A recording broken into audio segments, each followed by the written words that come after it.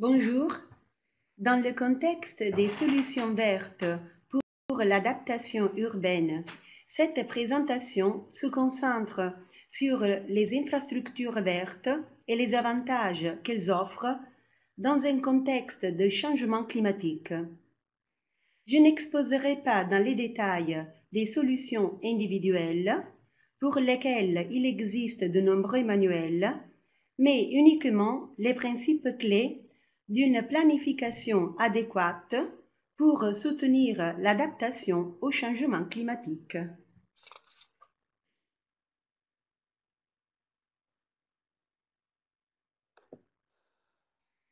La présentation est divisée en trois parties.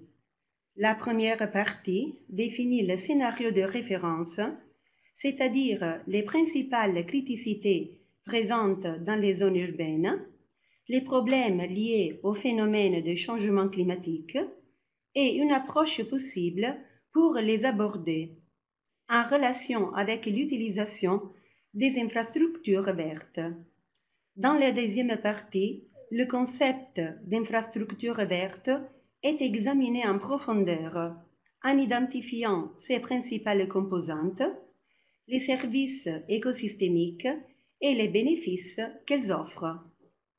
Enfin, dans la troisième et dernière partie, sont présentés les principes de la planification à différentes échelles, grands espaces et niveaux urbains, et quelques bonnes pratiques.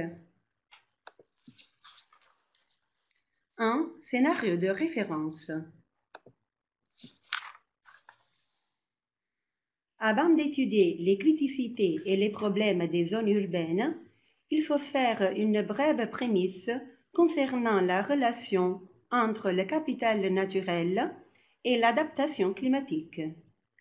Le terme capital naturel représente une extension de la notion de capital appartenant au monde économique, aux services et biens environnementaux. Le capital naturel est le stock d'écosystèmes naturels qui contribuent à fournir des biens et des services ayant une valeur directe et indirecte pour l'humanité et qui sont nécessaires à la survie de l'environnement dont ils sont issus.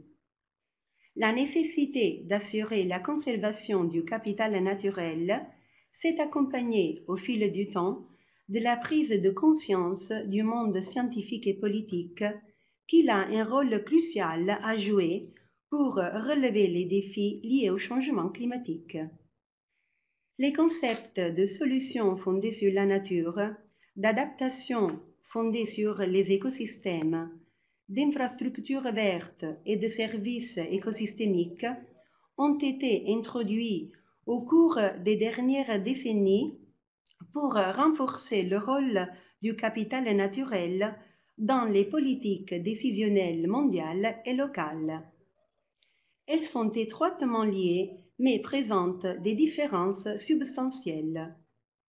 Dans le contexte des stratégies d'adaptation au climat, l'adaptation basée sur les écosystèmes permet d'identifier les éléments naturels qui peuvent accroître la capacité d'adaptation et la résilience des communautés, tandis que le concept de service écosystémique permet d'évaluer leur performance et de choisir les solutions les plus appropriées en fonction des services et des bénéfices fournis. Récemment, afin d'unifier les différentes terminologies existantes, le concept de solution basée sur la nature a été introduit pour indiquer toutes les solutions soutenues, inspirées ou reproduites par la nature, qui permettent de réduire les risques naturels et d'améliorer le bien-être humain. Il s'agit d'un concept plus large qui inclut les précédents et qui est lié au concept d'infrastructure verte. Dans la transition des niveaux conceptuels à un niveau plus opérationnel, les infrastructures vertes définissent les modalités optimales de réalisation et d'organisation sur le territoire des espaces verts, afin de garantir l'offre d'une large gamme de services écosystémiques.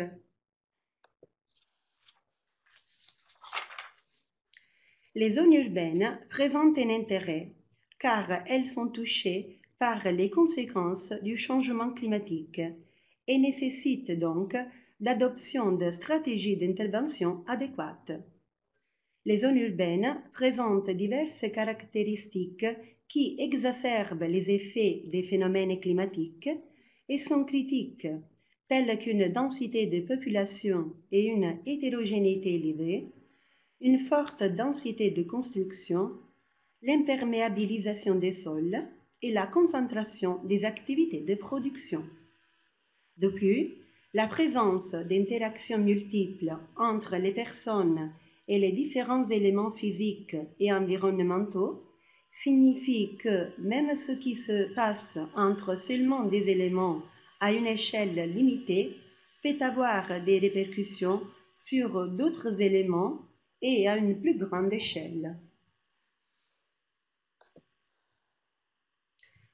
Ces questions critiques, étroitement liées aux caractéristiques intrinsèques des villes, déterminent l'apparition de phénomènes typiquement urbains, comme l'îlot de chaleur, compris comme la différence de température entre la zone urbaine la plus chaude et la zone rurale environnante la plus froide.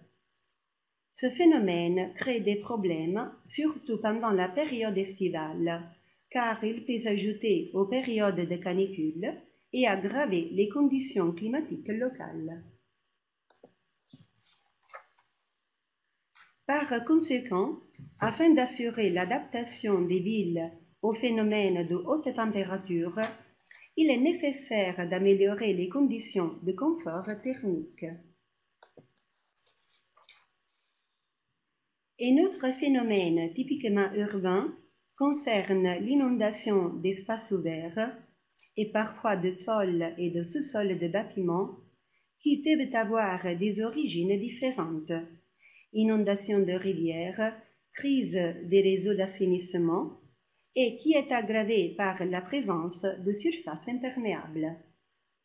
L'imperméabilisation excessive du sol, associée au changement climatique et donc à l'augmentation de l'intensité des précipitations critiques, entraîne un resserrement du régime d'écoulement. L'objectif du projet est d'aider les villes à s'adapter à ces phénomènes en réduisant les volumes d'inondation et les débits de pointe par des mesures capables de restaurer le cycle hydrologique naturel. Une réponse efficace à ces problèmes est apportée par les infrastructures vertes, entendues comme un réseau d'espaces naturels et semi-naturels, planifiés à un niveau stratégique avec d'autres éléments environnementaux afin de fournir un large éventail de services écosystémiques. Ce concept est apparu au milieu des années 1990 aux États-Unis et s'est répandu en Europe ces dernières années. La planification verte devient de plus en plus importante, tout comme d'autres infrastructures comme les réseaux de télécommunications ou de transport, jusqu'à ce qu'elles deviennent une stratégie spécifique pour aider les villes à s'adapter au changement climatique. Le développement des infrastructures vertes est largement soutenu au niveau européen par de nombreux documents. La stratégie européenne 2013 affirme l'importance d'une approche multi-échelle et transversale intégrée dans les politiques à différents niveaux et fondée sur une base de connaissances solides et des données cohérentes et fiables. La stratégie promeut les projets européens d'infrastructures vertes avec un soutien financier approprié.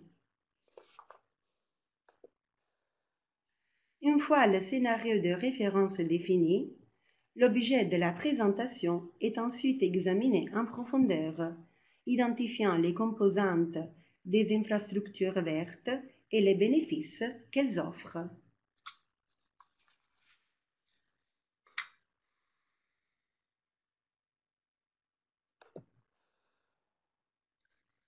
Les éléments qui contribuent à la formation des idées sont nombreux et agissent à différentes échelles, depuis les petits éléments tels que les haies ou les toits verts jusqu'aux écosystèmes fonctionnels entiers, tels que les plaines inondables, les forêts, les tourbières ou les rivières à écoulement libre.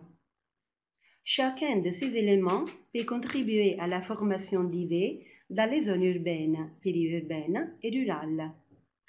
Il est important de souligner que tous les espaces verts n'ont pas les caractéristiques nécessaires pour faire partie de ce type d'infrastructure.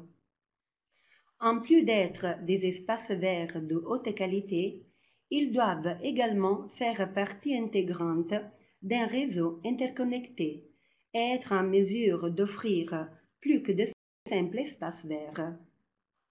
Dans les zones urbaines, par exemple, un parc peut être considéré comme faisant partie intégrante d'une idée s'il peut servir de corridor d'air frais, absorber l'excès d'eau et offrir un espace extérieur très attrayant pour les loisirs et la faune.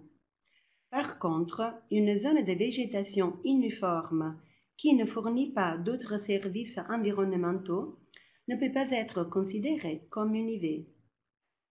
Dans les zones rurales, même les terres agricoles gérées de manière intensive ne devraient normalement pas faire partie d'une idée, à moins qu'elles ne soient spécifiquement gérées de manière à soutenir la biodiversité locale ou à encourager une utilisation multifonctionnelle des terres, combinant la production alimentaire à d'autres avantages tels que les loisirs ou la purification des eaux. Comme l'indique la Commission européenne dans le document Construire une infrastructure verte pour l'Europe de 2013, les composantes potentielles d'une idée sont les zones à haute valeur de biodiversité, telles que les zones protégées Natura 2000,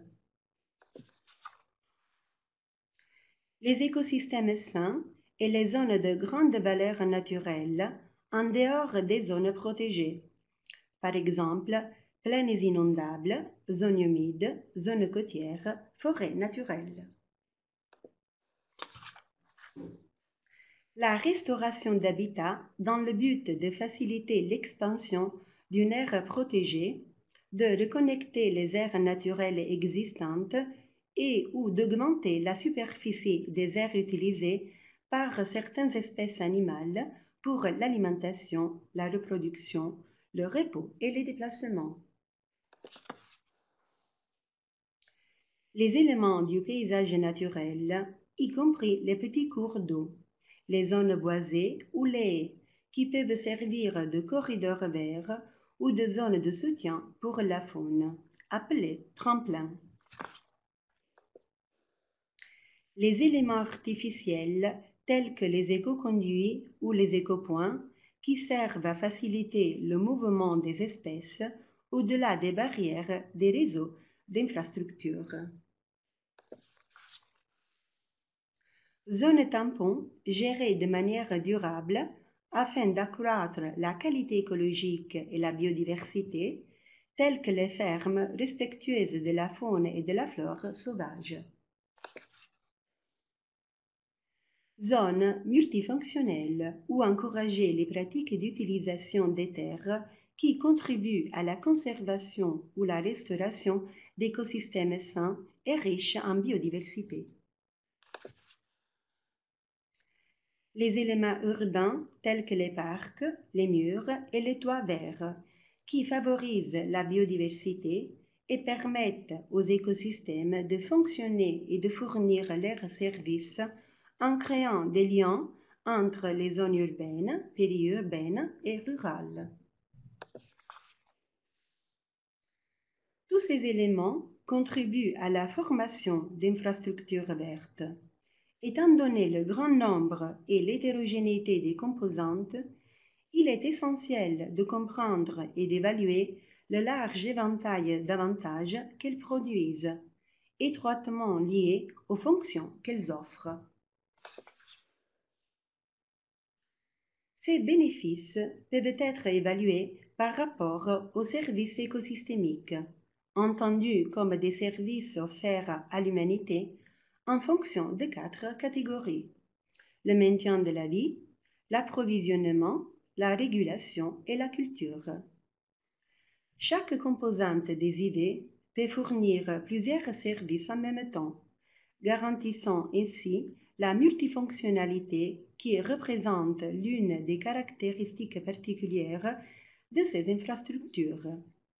Par exemple, les arbres de route augmentent non seulement la qualité esthétique des zones urbaines, mais réduisent également la pollution atmosphérique et l'effet d'îlot thermique urbain, et augmentent la biodiversité, offrant des avantages sur plusieurs dimensions. Les services offerts par les IV définissent le rôle que les ressources naturelles peuvent jouer si elles sont planifiées, conçues et gérées de manière à répondre efficacement à un certain nombre de défis liés par exemple à l'amélioration du bien-être et de la santé humaine, à la conservation de la biodiversité, à la gestion durable des ressources et à l'atténuation et l'adaptation climatique. En ce qui concerne l'objectif de promotion de l'adaptation au changement climatique qui fait l'objet de la présente communication, parmi les nombreux services écosystémiques offerts par les IV, il est nécessaire de mettre l'accent sur les services de régulation du climat et du débit d'eau. Ils permettent d'intervenir sur les questions critiques typiques des zones urbaines mentionnées au début de la présentation, apportant de multiples bénéfices. Par exemple, par rapport au phénomène de température élevée, les IV offrent un service de régulation climatique par la réduction des températures atmosphériques et superficielles et le refroidissement évaporespirable qui se produit en fonction des caractéristiques dimensionnelles et morphologiques de l'espace d'air, à plus ou moins grande distance de l'élément lui-même, ce qui entraîne une augmentation du confort thermique. En ce qui concerne les phénomènes d'inondation, en revanche, les IV permettent de réguler les débits d'eau en contrôlant les débits de pointe et les volumes d'inondation, ce qui a pour effet de réduire les écoulements et les risques d'inondation. Une fois les principaux éléments et services offerts par les IV identifiés, il est utile de définir les principes de conception qui guident la planification urbaine. Tout d'abord, vous devez vous demander qu'est-ce que cela signifie de planifier les idées? Comme l'a dit la Commission européenne, cela signifie intégrer la conservation, l'amélioration et la restauration de la nature, des fonctions et des processus naturels dans l'aménagement du territoire et fournir à la société les avantages qui y sont associés. Cela signifie que les idées doivent être intégrées dans les politiques et instruments de planification. Cette intégration doit se faire entre organismes publics, professionnels et parties prenantes, travaillant ensemble pour créer une vision commune du développement territorial qui renforce la multifonctionnalité des écosystèmes. Entre les différents champs disciplinaires qui partagent leurs connaissances pour assurer le développement d'idées multifonctionnelles et économiquement avantageuses. Lors de la planification, il est important de construire un cadre de référence qui rassemble les aspects pertinents du projet, c'est-à-dire les défis, les objectifs, les stratégies et les principes du projet à adopter, ainsi que les outils de développement et de mise en œuvre. Par exemple, le cadre élaboré dans le projet européen Green Surge, auquel 24 partenaires de 11 pays ont contribué, est présenté. Le projet, qui porte sur la planification des infrastructures vertes au niveau urbain, identifie un cadre basé sur 4 principes de base dont la combinaison permet de soutenir le développement concret d'actions sur le territoire répondant à des défis particuliers tels que l'adaptation climatique, la promotion de la cohésion sociale, la biodiversité et l'économie verte. Pour être efficace, un projet d'IV doit être intégré aux autres éléments du territoire, tant sur le plan physique que fonctionnel. Prévoir une connexion transcalaire des espaces verts. Tenir compte de la multifonctionnalité des composantes et de leur combinaison optimale.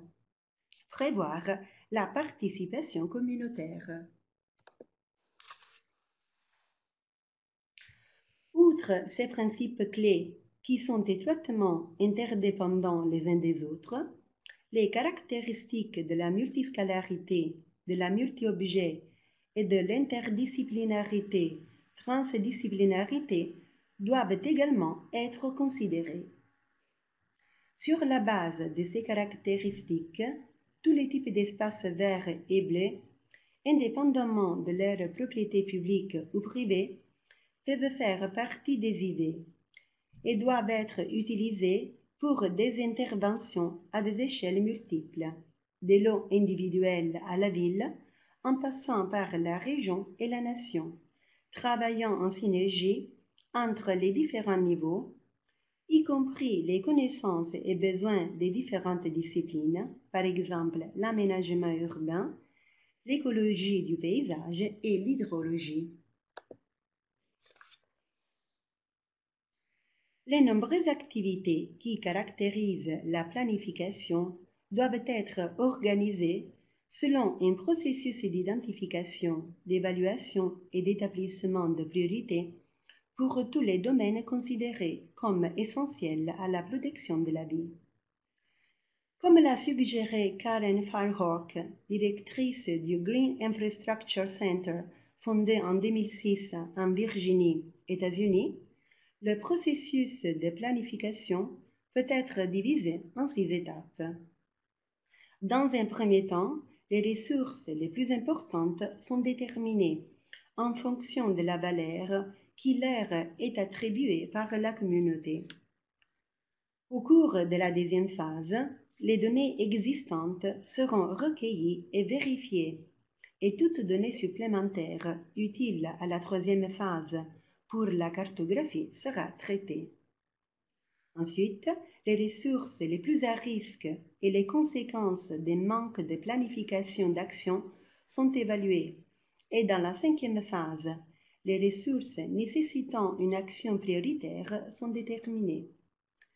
Le processus se termine par la mise en œuvre des opportunités ou par l'élaboration de projets ou de politiques d'intervention appropriées ou par la modification des règles et des plans pour assurer la réalisation des objectifs établis dans la première étape.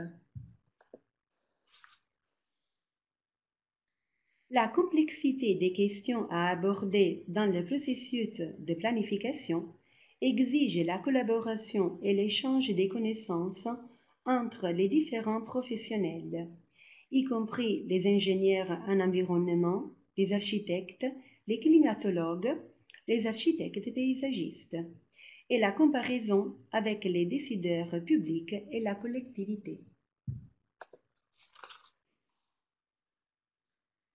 Par rapport au principe de multi-échelle, la planification des IV peut inclure différents types d'éléments naturels, les objectifs du projet et les outils de régulation et de mise en œuvre. Au niveau national, régional, les types d'IV à prendre en considération comprennent des éléments tels que les aires protégées, les parcs nationaux, les principaux réseaux hydrographiques ou les forêts pour lesquelles les normes et lignes directrices sont fournies par des instruments tels que les plans de paysage, les plans territoriaux régionaux ou les directives nationales. Au niveau urbain, la régulation de l'aménagement des parcs urbains, des pistes cyclables, des zones agricoles ou des friches industrielles à renaturaliser peut être confiée à des outils tels que le zonage, le transfert des droits de construction, les servitudes paysagères ou les facteurs verts, qui permettent de quantifier la perméabilité des zones urbaines et de contrôler le développement des espaces verts. Au niveau des quartiers, la construction de façades et de toits verts, de parcs, de jardins et de potagers peut être réglementée par des règlements de construction ou de conservation et soutenue par des incitations et des financements. Entre les différentes échelles et entre les instruments réglementaires connexes, il doit y avoir intégration. Ce qui est défini dans un instrument supérieur doit être reçu par le subordonné afin d'assurer la connexion entre les zones et les réseaux aux fonctions différentes. L'un des aspects fondamentaux dans la planification des interventions à différentes échelles concerne la combinaison d'infrastructures vertes et grises visant à créer un continuum spatial entre réseaux aux fonctions hétérogènes. Bien que les infrastructures grises aient joué et jouent encore un rôle clé dans le développement urbain, elles sont actuellement insuffisantes pour répondre aux récents défis posés par le changement climatique. Cependant, elles représentent une base structurelle fondamentale de nos villes, qui ne peut être ignorée et, par conséquent, leur rôle et leurs caractéristiques doivent également être repensés dans le contexte d'une approche de développement urbain plus durable, capable de créer des liens entre les parties et non des séparations ou des barrières. L'intégration entre l'approche traditionnelle et l'approche innovante des infrastructures vertes permet de maximiser les bénéfices qui peuvent être obtenus des deux.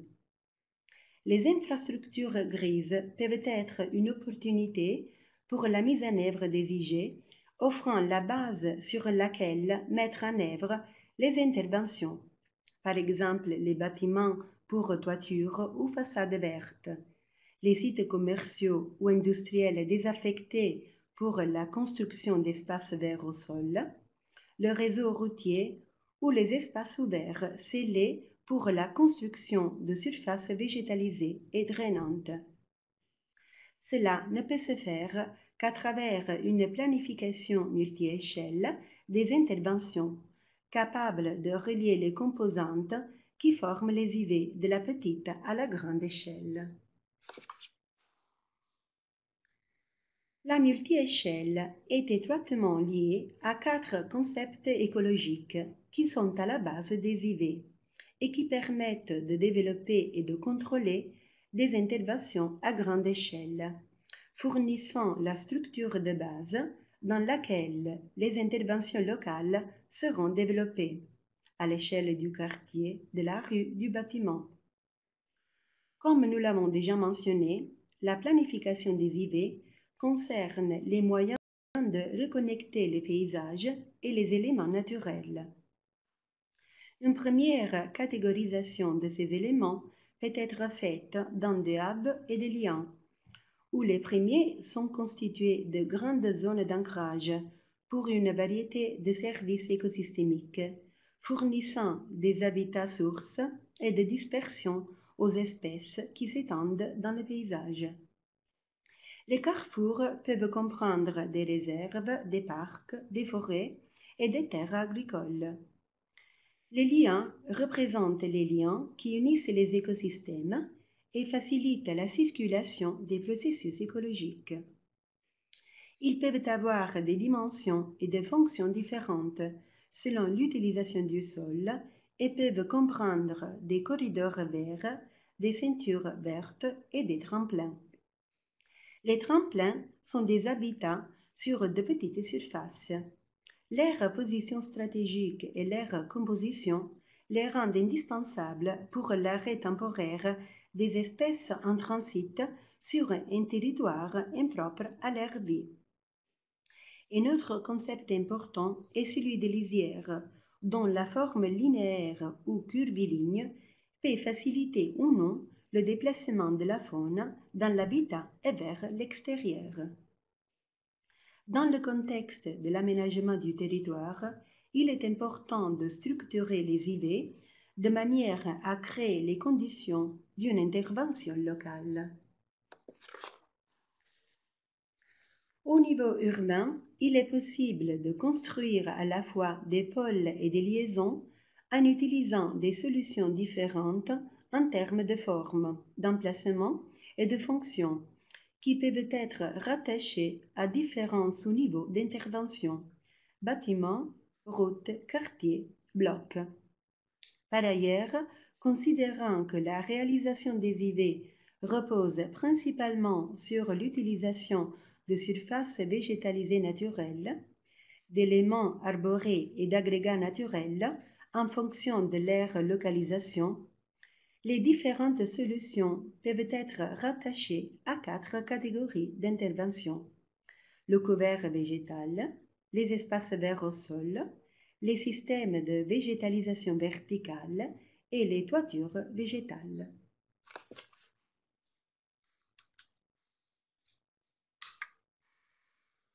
À toutes les échelles d'intervention, l'espace ouvert joue un rôle crucial dans le développement des IV. Au niveau des quartiers blocs, la disponibilité des espaces ouverts permet la mise en œuvre de solutions visant à augmenter la rétention et le stockage des eaux pluviales, tels que les bassins de rétention qui nécessitent de grandes surfaces, contrairement aux solutions telles que les jardins pluviaux ou les petites dépressions végétalisées à construire à proximité des bâtiments lorsque de petites surfaces sont disponibles. Afin de faciliter la réduction du ruissellement et le pré-traitement des eaux de pluie avant leur infiltration dans le sous-sol. Le long des bords des routes, par contre, il est possible de créer des bandes filtrantes, c'est-à-dire des bandes végétalisées placées légèrement en pente afin de ralentir la vitesse de l'écoulement de l'eau et de faciliter l'élimination des polluants et des solides. Ces solutions peuvent être couplées dans tous les espaces ouverts avec des arbres disposés de différentes manières, points, rangées ou groupes, afin d'augmenter l'ombrage et le refroidissement. Les arbres peuvent être insérés en bordure des rues à l'aide d'un filtre de boîte à arbres, c'est-à-dire une boîte d'arbres composée d'une boîte de terre et un élément végétal. Les caissons sont souterrains et se composent par exemple de structures préfabriquées en béton et peuvent être des chambres à fond fermé ou à fond ouvert, en fonction de la possibilité d'infiltration d'eau dans le sol. Le sol à l'intérieur est composé d'un mélange spécial de substrats et de matériaux filtrants spécialement formulés pour filtrer l'eau avant son rejet dans les égouts ou dans les sous-sols. Le sol est greffé avec des espèces d'arbres ou d'arbustes, de préférence indigènes, capables de résister à des conditions de stress résultant de l'alternance des périodes de pluie et de sécheresse. Compte tenu de l'impossibilité de recevoir de grands volumes d'eau, cette solution n'est pas adaptée à la seule gestion d'événements météorologiques intenses. Elle doit donc, en plus d'être réalisée de manière généralisée, être toujours couplée à d'autres solutions, tels que les jardins tropicaux précités, les bandes de filtration ou les canaux végétalisés. Une autre solution possible à mettre en œuvre le long des bords des routes est précisément le canal végétalisé, c'est-à-dire un canal ouvert peu profond, environ 1 mètre, avec une section trapézoïdale ou parabolique de type sec ou humide. Il permet d'atténuer le débit en le faisant glisser à une vitesse plus faible et contrôlée. Il agit également comme milieu filtrant pour l'élimination des polluants, favorisant les filtrations dans le sous-sol. Il est possible d'utiliser des canaux végétalisés à la place des canalisations classiques, ce qui permet d'acheminer l'eau de pluie sans avoir recours à des drains, des bordures de trottoirs ou des puits routiers. Ils sont généralement utilisés pour acheminer l'eau de pluie vers d'autres éléments tels que les zones de biorétention, les bassins de retenue ou les zones humides. Toutefois, il doit toujours être couplé à un tuyau de trop-plein en cas d'intempéries intenses. Dans des espaces plus vastes, il est possible d'envisager la création de zones humides, c'est-à-dire de bassins dotés d'un plat d'eau permanent dans lequel l'eau de pluie est transportée, conçu pour fournir davantage d'objectifs tels que le laminage, le traitement, l'augmentation de la biodiversité et l'utilisation potentielle de la zone. Ces bassins peuvent avoir des profondeurs différentes, généralement jusqu'à 2 mètres, ce qui vous permet de planter différentes espèces de plantes. Ils permettent une réduction significative du débit de pointe et de la filtration de l'eau par phytodépuration. Enfin, à l'échelle du bâtiment, en plus des jardins pluviaux précités qui collectent l'eau de pluie des toits, il est possible d'adopter des mesures de verdissement vertical et horizontal.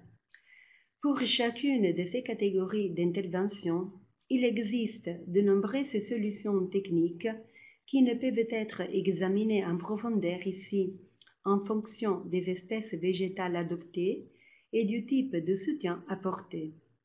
En général, les toits verts sont divisés en des catégories, intensifs et extensifs, selon la stratigraphie qui permet ou non la marche à pied et qui détermine le type de végétation qui peut être mise en œuvre.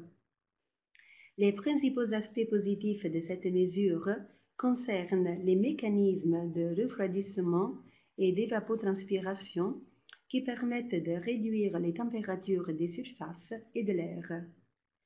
Les toitures végétalisées contribuent également à l'isolation thermique du bâtiment et au contrôle local des débits d'eau, favorisant l'air filtration et l'air rétention.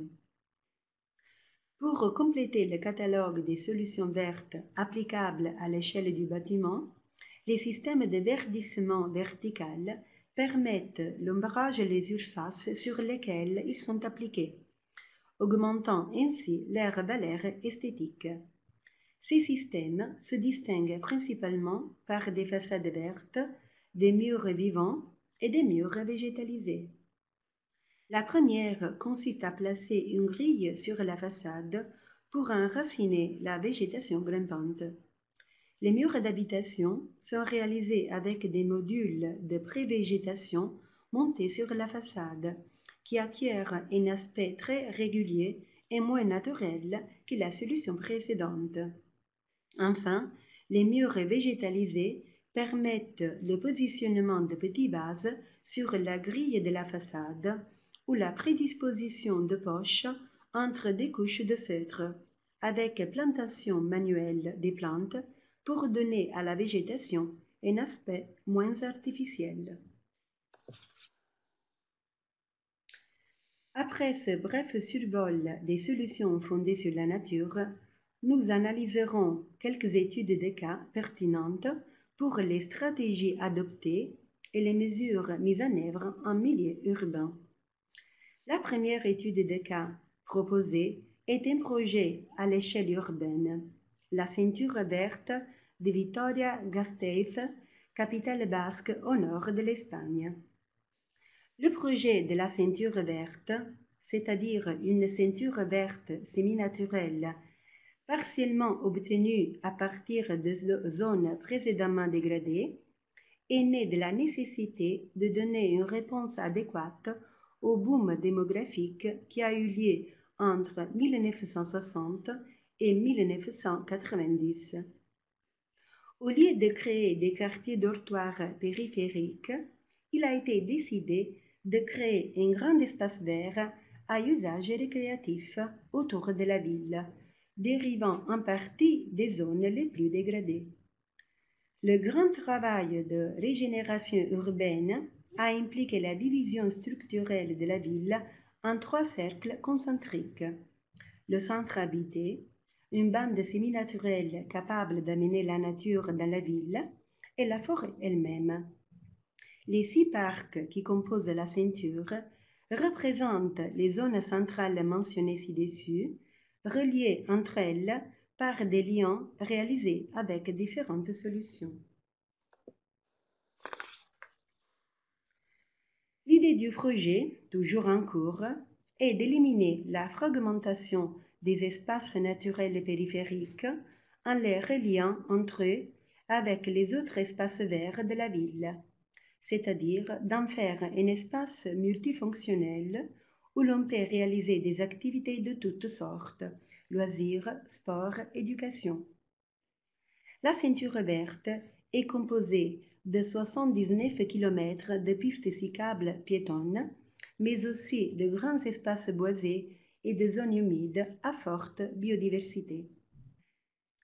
Le modèle durable de Vitoria-Gasteiz représente une bonne pratique parce qu'il montre que sans planification, il n'y a pas de développement et qu'avec une vision large, il est possible de transformer les problèmes urbains en opportunités. La deuxième étude de cas concerne le plan de gestion des eaux pluviales de Pontilly, une zone comprenant des districts de la Nouvelle-Orléans. Pendant des décennies, cette région a subi des pertes et des dommages dus aux inondations, en plus des pertes causées par l'ouragan Katrina en 2005. L'idée d'un plan est venue d'en bas. En 2006, une association de quartiers a créé une organisation à but non lucratif pour rechercher des fonds pour la mise en œuvre d'un plan d'atténuation des risques et de gestion des eaux de pluie. Avec l'appui de la collectivité locale, le projet de construction d'une infrastructure verte dans la région de Pontilly est financé par l'Agence fédérale pour la gestion des urgences. Le processus hydrologique et hydraulique sont ensuite modélisés et différents scénarios du projet sont esquissés. Dans les parcelles résidentielles où les propriétaires n'ont plus l'intention de reconstruire, le projet propose la création de l'eau d'eau pluviale, c'est-à-dire de zones de stockage des eaux de pluie. Dans les prolongements des bords des trottoirs, des zones de biorétention sont construites, tandis que les biocanaux végétalisés de drainage sont prévus sur les côtés des routes. Le projet a permis de réduire considérablement les niveaux d'inondation et le nombre de propriétés endommagées, tout en renforçant la cohésion sociale, en réduisant la température de l'air et en améliorant la circulation piétonnière dans la zone. La troisième et dernière étude de cas est le plan d'adaptation de Berlin élaboré en 2016. Le Stab Climat est né de la nécessité d'apporter une réponse commune à des problèmes affectant la capitale allemande. L'augmentation démographique et les changements climatiques futurs possibles, liés à l'augmentation des températures et à la fréquence et l'intensité des phénomènes de précipitation combinée à des périodes de sécheresse. Cela représente pour le Sénat de la ville une opportunité de développement, c'est-à-dire une opportunité de proposer des mesures d'atténuation et d'adaptation au changement climatique. Le plan adopte différentes stratégies d'intervention en fonction du phénomène climatique, c'est-à-dire des mesures thermosensibles et sensibles à l'eau. Dans le premier cas, des mesures sont prévues pour augmenter la ventilation naturelle, l'ombrage, la réflexion, le verdissement, l'évapotranspiration et le confort. Dans le second cas, les mesures envisagées s'inscrivent dans le cadre de la stratégie dite de l'éponge. Les surfaces urbaines sont conçues comme des instruments capables de stocker l'excès d'eau après des précipitations intenses et de le restituer par évapotranspiration en période de chaleur. Des mesures d'adaptation sont conçues pour favoriser l'infiltration, le transport, le stockage et la rétention de l'eau excédentaire et la protection contre les inondations. Ces stratégies sont différenciées selon l'élément urbain considéré. Concrètement, 7 éléments sont analysés, 5 blocs de formation et morphologie différentes et 2 types d'espaces ouverts, verts ou non.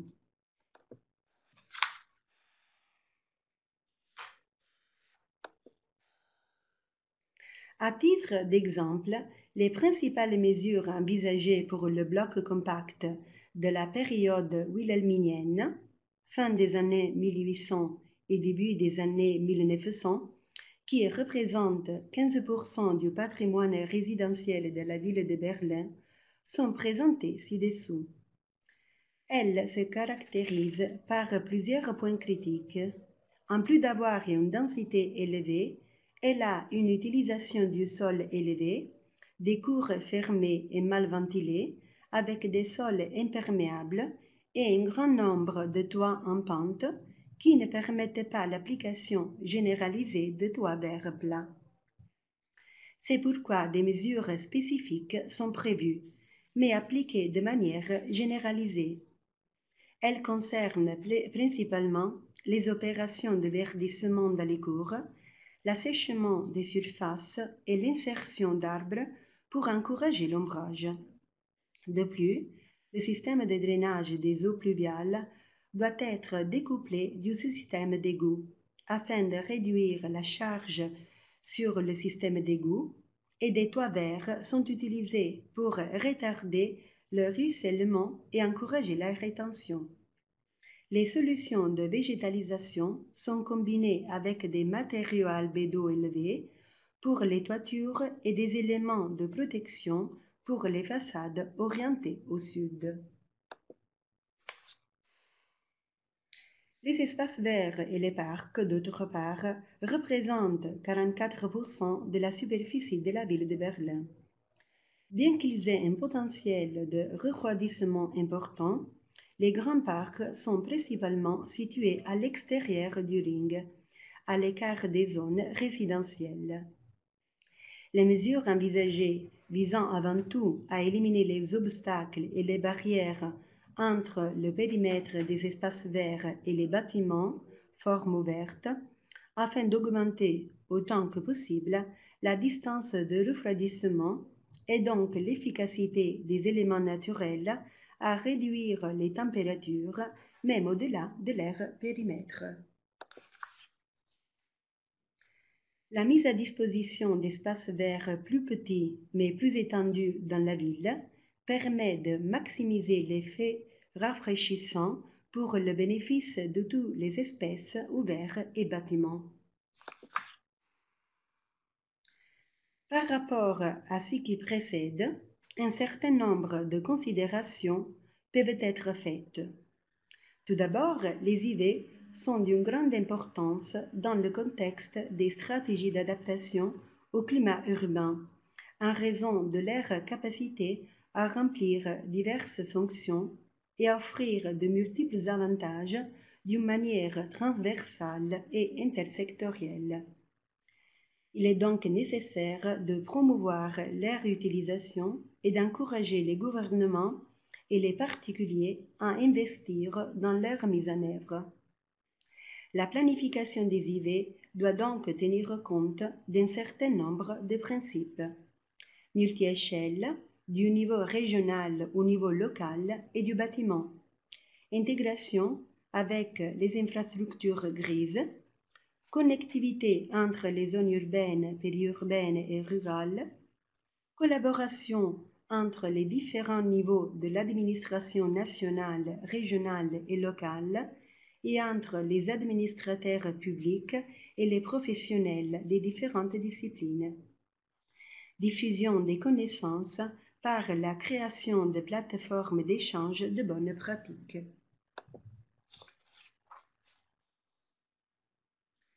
Pour un aperçu plus complet des solutions basées sur l'utilisation du verre, je vous laisse les références de quelques manuels utiles avec des informations sur les avantages et les inconvénients, les services offerts et les critères de dimensionnement pour chaque solution. En outre, il existe également des liens vers certaines plateformes web pour des projets de recherche et des initiatives où l'application de ces solutions est prévue. Voilà les références bibliographiques. J'espère que le webinaire a été utile et merci de votre attention.